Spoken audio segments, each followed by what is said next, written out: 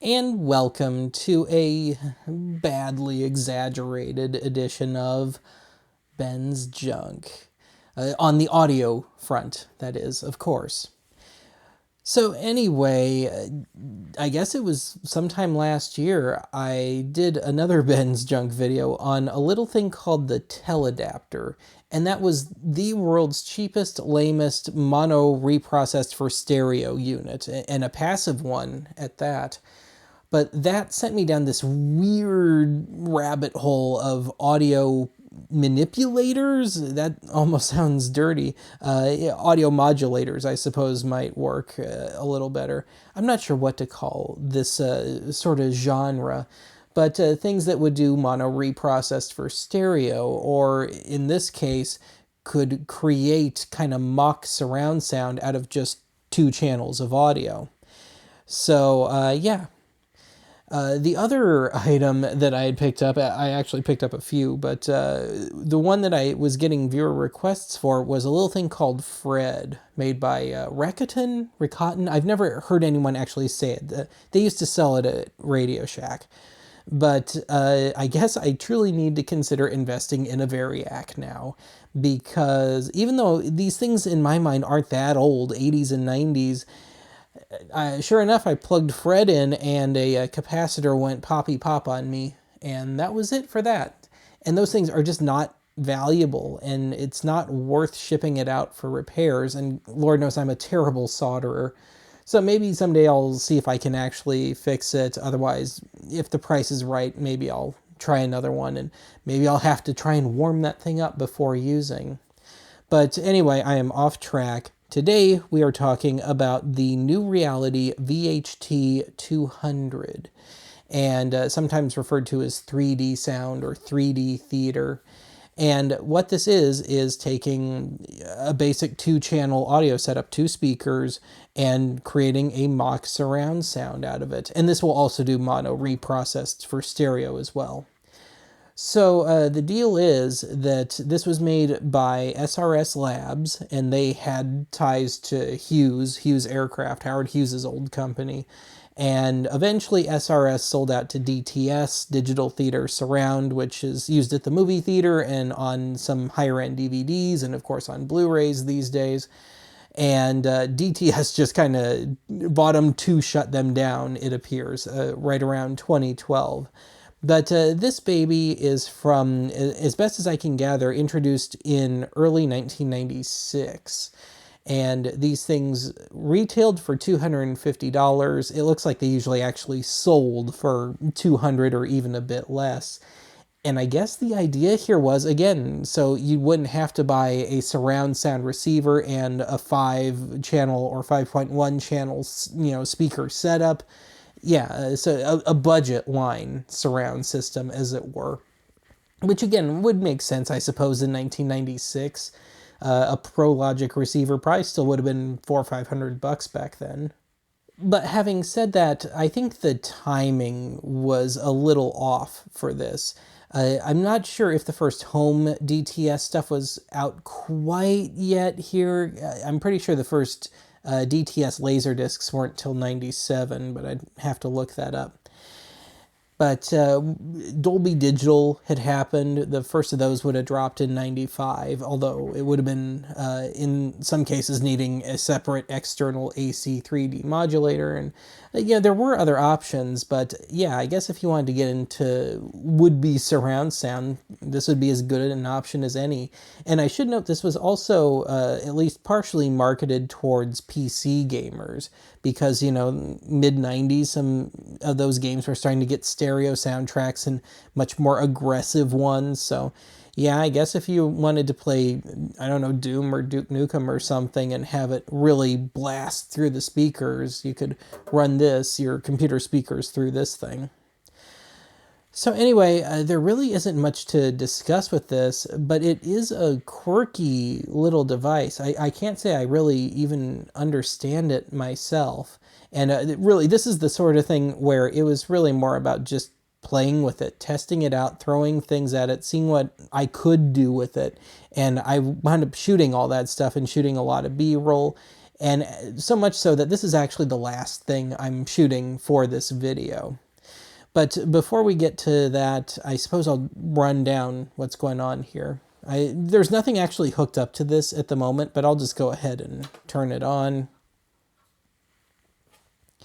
So here's the SRS button, and I suppose that we'll just show that it works. And what I've noticed, if you have everything else off, when you hit the SRS button, it boosts the audio a bit. So I guess the idea is, oh, it sounds better already, even though it's just a touch louder.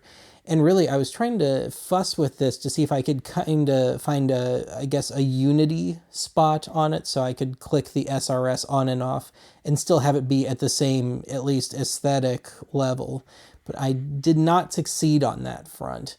And if you start using any of the two effects, a whole two effects here, yeah, it gets that much more exaggerated and out of whack from when you just listen to something normally, you know, no special voodoo going on.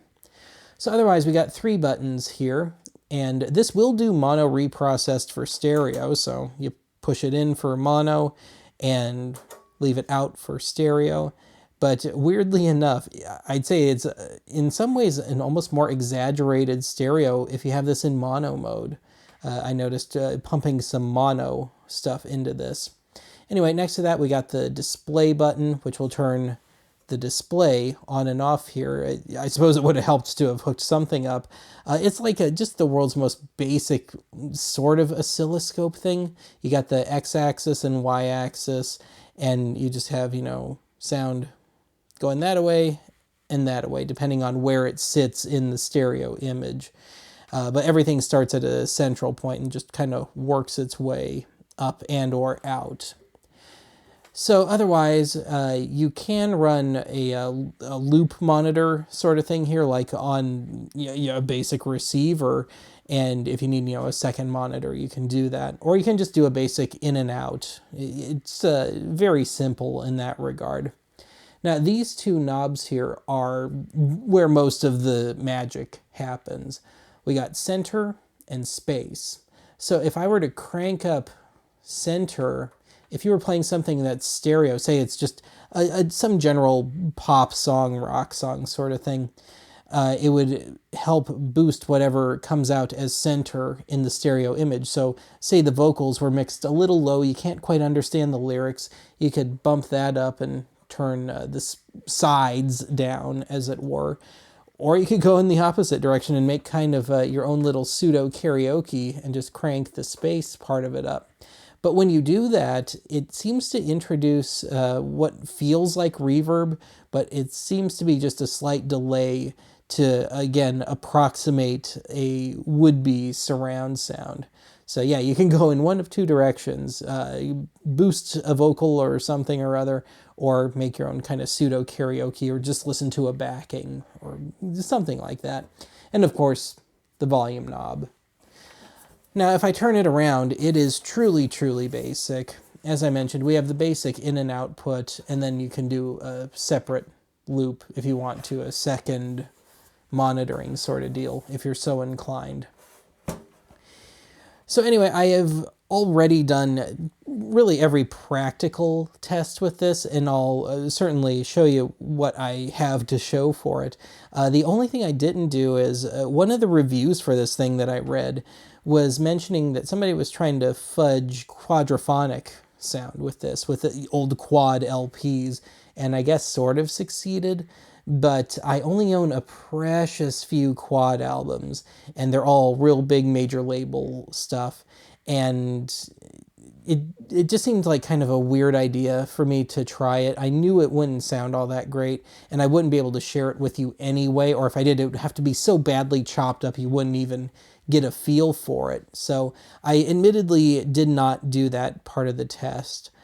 And so otherwise, it was me throwing stuff at it. It was, dinking around with music. It was taking an old mono videotape, or taking something with a Pro Logic track on Laserdisc, and just playing around with it and seeing what it could come up with. And the real telling one is the Pro Logic. One of my Laserdisc test discs is Pro Logic. And there's, speaker tests, left, right, center, surround.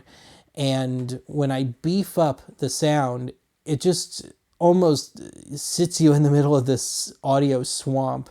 And that's the best way to describe it. If you're cranking this thing, it's going to turn everything into a big kind of quasi-reverby delay-ish soup, an audio morass, as it were.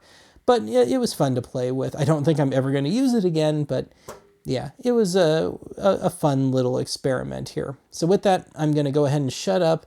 Anything I have to say beyond this point will just be in text form, and I'll talk to you again soon.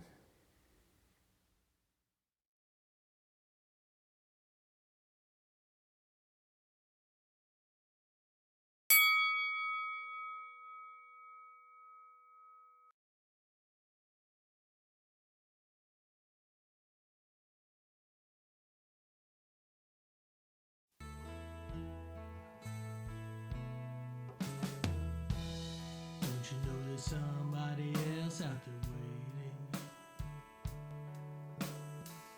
Just push you out of the spotlight.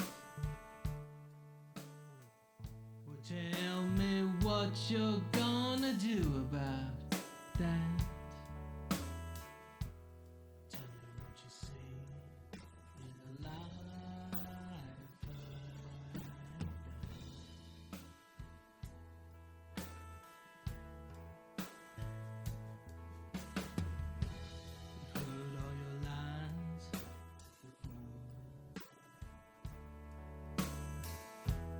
Heard you sing and we've heard you speak. Well, tell me how you think it's gonna be.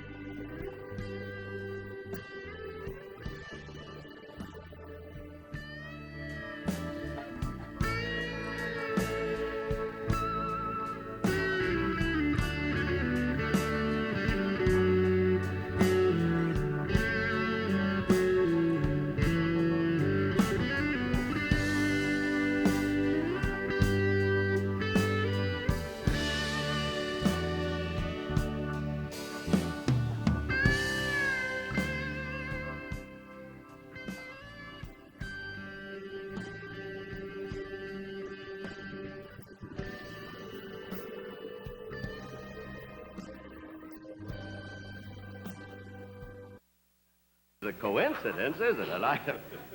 Your real name? That you're Margaret Truman? Mm-hmm. Well, isn't that? Well, I mean, you're not kidding me or anything. Oh, no, Mr. Benny. You're not. That's your right name, Margaret Truman. Well, isn't that cute? Okay, well, here you are, honey. Thank you. Oh, by the way, what's your last name, isn't it? Truman. Truman, Margaret Truman. And do you live here in Los? Oh, sir, I'm only visiting here. I live in Washington. In Seattle or Spokane?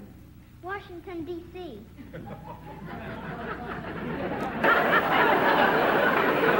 Wait a minute, honey. You live in Washington, D.C., and your name is... I'm sorry I gave you the... Your father's working now till January 20th. And that's no coincidence, huh? Now, wait a minute, honey. Somebody told you to say that. That's just a trick. Oh, no, Mr. Benny. Huh? Nobody put me up to it. Huh? My name is Margaret Truman. I was born in Independence, Missouri.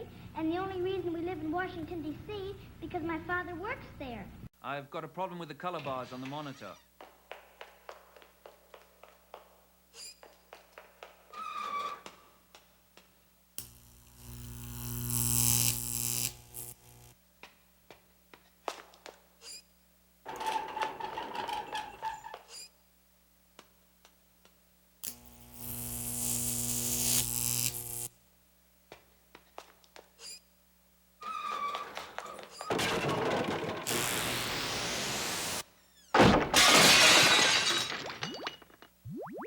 I've got a problem with the color bars on the monitor.